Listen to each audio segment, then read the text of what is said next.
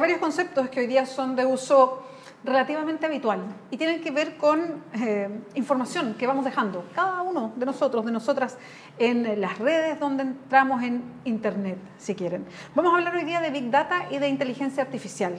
¿Qué relación tienen? ¿Cuáles son los conceptos? Es por eso que nos acompaña aquí en Clever Karim Tuma. Él es jefe de ciencias de datos de LATAM. ¿Cómo estás, Karim? Muchas gracias por acompañarnos. No, muy bien, muchas gracias por la invitación, primero que nada. Vamos a partir por lo muy sencillo.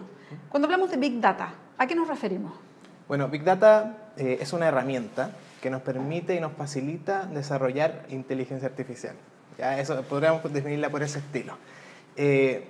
Y si vamos un poquito más atrás que inteligencia artificial, estamos hablando de que automatizar las tareas que hacen seres inteligentes, que para nosotros tal vez notamos que es inteligente, pero es básicamente solucionar problemas. Hoy en día las máquinas están solucionando problemas que los seres humanos solamente solucionaban antes. Entonces de ahí viene el concepto de inteligencia computacional o inteligencia artificial. Por ejemplo, yo cuando te veo la cara, intuitivamente reconozco si estás enojada, sonriente, a no ser interesada, por claro, ejemplo, si me estás escuchando, a no ser que yo tenga tal vez un problema mental en donde yo no sé captar esas señales de tu cara. Bueno, hoy en día lo que se está haciendo con las máquinas es dotarlas de esta herramienta. Dotarlas de herramientas para que una máquina pueda detectar si tú estás enojada, tomando atención o no. Entonces, hoy en día están entrando en estos mundos, pero antiguamente lo hacían para otro tipo de problemas. Por ejemplo, para calcular la trayectoria de un cohete a la Luna. Ese era un problema bastante difícil, que solucionaban matemáticos, que le dotaron a la máquina de herramientas y lo solucionó. Entonces, básicamente hoy en día, todo este auge que se ve de inteligencia artificial tiene que ver con nuevas herramientas, nuevos datos, que permiten que las máquinas solucionen cada vez problemas que antes no podían solucionar. Ya, perfecto. Y esto significa alimentarla además con un, lo voy a poner así, con un rango de datos que es bien amplio, como por ejemplo, para que una máquina pueda detectar mi tono de voz. Lo voy a poner como bien en sencillo. Por ejemplo, si uno está haciendo un reclamo o una consulta, exacto, que una máquina que te contesta pueda determinar si tú estás enojado o enojada, o si preguntas desde la curiosidad, en fin, y así poder evaluar y ver cómo responde. Claro, eso parte porque las máquinas aplican el método científico. Antiguamente el ser humano hacía muchos experimentos y encontraba las leyes de la naturaleza. Por ejemplo, tirábamos una pelota de un edificio y determinábamos la velocidad en que tocaba el suelo.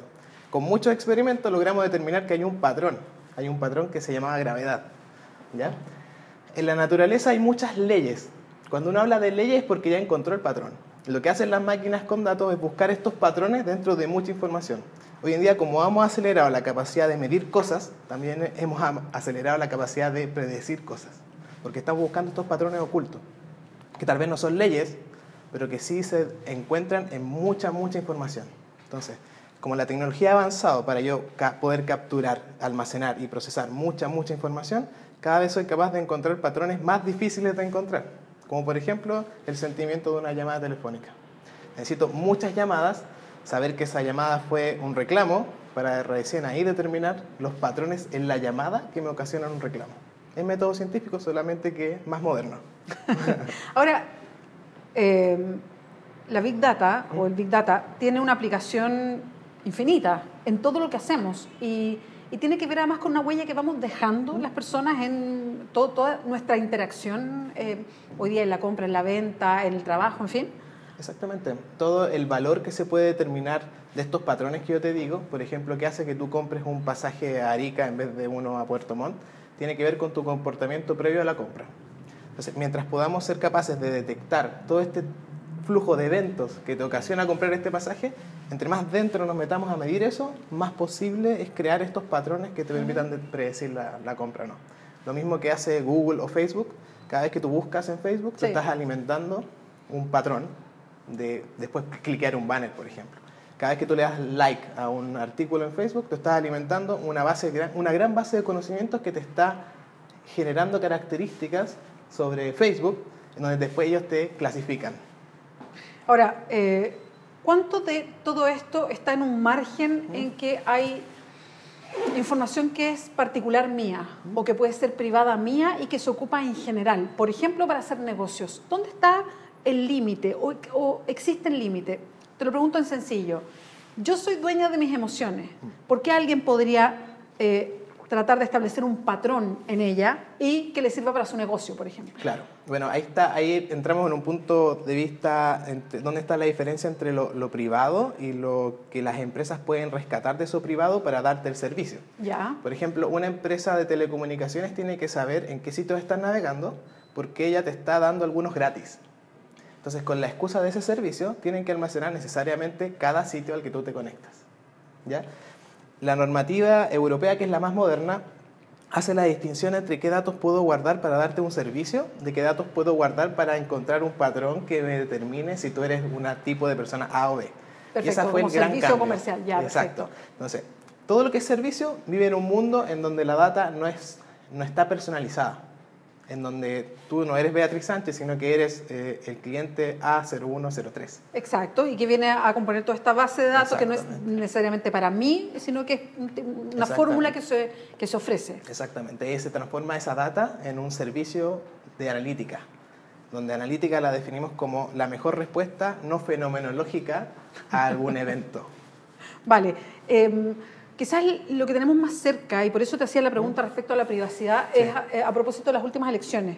No sé si tanto en Chile, aunque sabíamos que había utilización, digamos, de redes, en fin, con propósitos electorales, pero más lo que pasó en Estados Unidos con Cambridge Analytica y cómo, pues yo esto lo vi a través de reportajes, Sí. en distintos medios de comunicación, y cómo fueron de alguna manera tratando, porque esto es algo que se puso, si después el resultado fue exactamente como querían, ya es otra cosa, aunque Trump ganó, pero que trató de alguna manera manejar el comportamiento Exacto. en votación de las personas.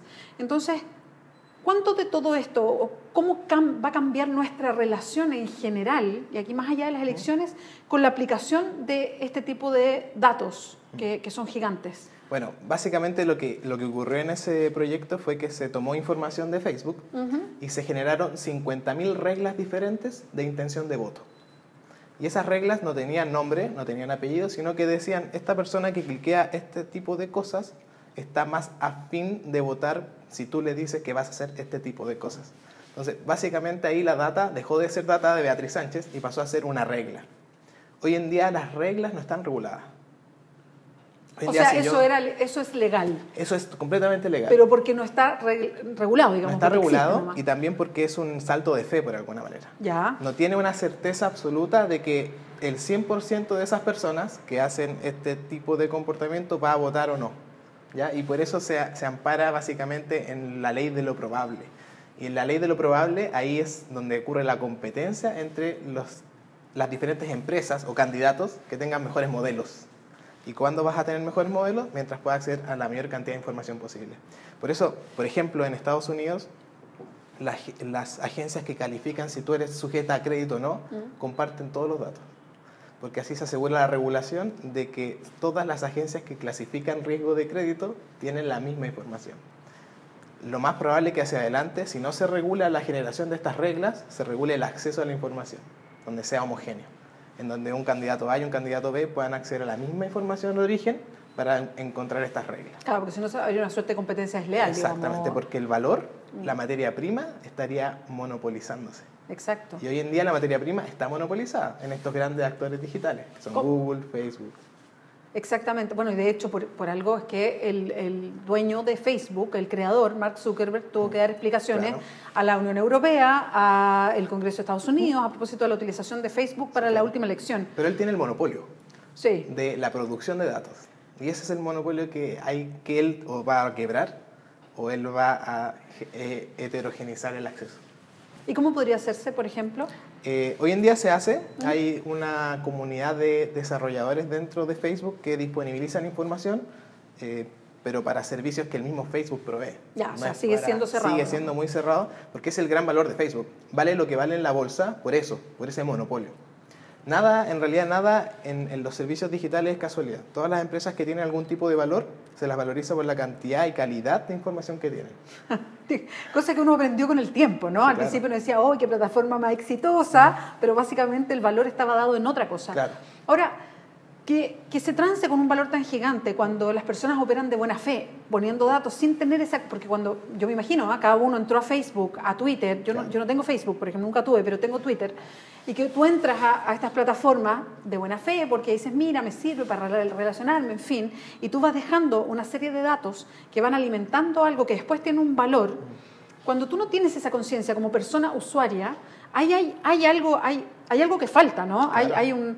Eso ya es, a ver, dato perdido, ya pasó, estamos atrás, no podemos cambiarlo. Bueno, yo creo que en tema de educación, por lo general, la conciencia de que tus datos están siendo utilizados se muestra a nivel mundial y depende mucho de la cultura. Por ejemplo, en Estados Unidos la gente es muy consciente de la información que se utiliza de ellos, tanto como en Europa. Y es un tipo de, por así decirlo, alfabetización digital, ¿ya? En Chile estamos con una tasa del 12%. El 12% de las personas sabe realmente que está usando un servicio que también está usando sus datos. En Estados Unidos como el 20%. Pero aún es la cresta de la pirámide. Entonces, es un tema de educación, por una parte, y el otro es que un tema de alternativas, porque están saliendo productos similares a Facebook, a Google, que te dicen de partida que no van a guardar tus datos o que no van a vender tus datos. Y eso es hoy en día un diferenciador también. ¿Cuáles son esas páginas? Por ejemplo, Google, la competencia de Google que no guarda tu información se llama DuckDuckGo. Ya, como pato, go. Ah, perfecto. Ya. Que es un buscador que te asegura, te dice ahí, no estoy guardando esta información para venderla. Y Facebook hay otro que se llama Diaspora, que es una red descentralizada que también no guarda tu información. Y por ejemplo, si vamos un poco más a otros servicios, Telefónica, por ejemplo, se está diferenciando de las otras telcos en Europa, diciendo que ellos no van a usar tu información de consumo para sacar patrones de tu información. Sí, y lo pongo bien sencillo, que a uno incluso le da como nervio, que por ejemplo, tú estás mirando, me han pasado, para vacaciones, para ir a cierto destino, y uno empieza, y vas dejando toda esa información, entonces de repente abro una página y me sale un aviso de un hotel en el destino que yo estaba mirando. La primera vez que me pasó, a mí me dio susto. Ahora, uno entiende después cómo se procesa, pero también a uno le queda como esa inquietud de, ¿por qué me están haciendo? O sea, esto es mío, no es de otra persona para que lo administre. Y ahí creo que hay un tema importante. ¿Hay un antes y un después de la utilización de Big Data? O sea, pasamos a un plano en que esto no tiene vuelta atrás respecto a todo lo que va a estar repartido de cada uno de nosotros. No, yo creo que no. Principalmente porque hoy en día es muy fácil el acceso al Big Data.